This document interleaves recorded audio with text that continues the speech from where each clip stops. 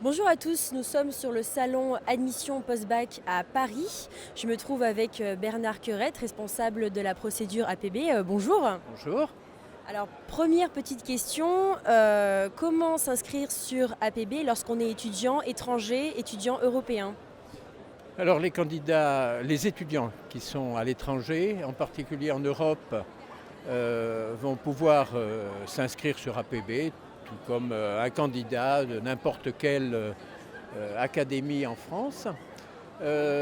Pour les formations sélectives, ce seront les mêmes conditions que pour n'importe quel candidat, c'est-à-dire qu'il sera traité en fonction de ses aptitudes démontrées à travers ses résultats scolaires.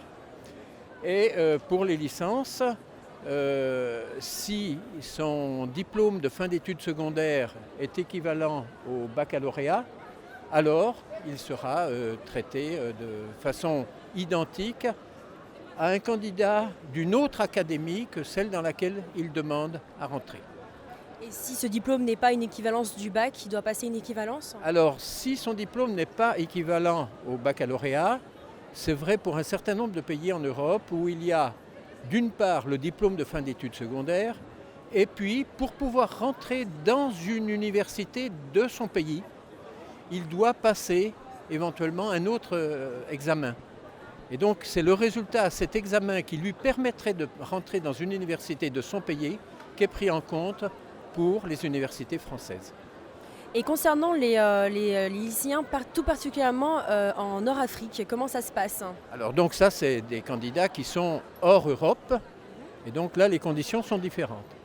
Les candidats en dehors des candidats européens, s'ils veulent postuler pour des formations sélectives, c'est comme n'importe quel candidat, et ce sont les résultats scolaires, là encore, qui seront pris en compte par les commissions de classement pour savoir s'ils peuvent rentrer ou ne pas rentrer.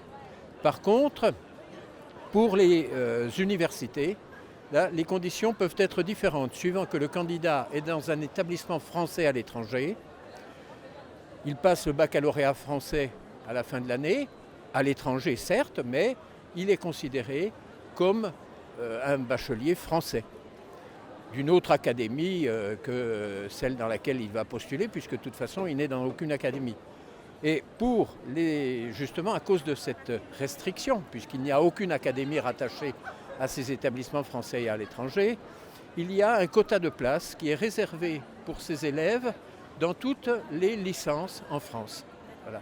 Et ils sont affectés en fonction d'un tirage au sort, si c'est nécessaire, s'il n'y a pas assez de place pour les admettre tous, sur une licence dans ce contingent de places.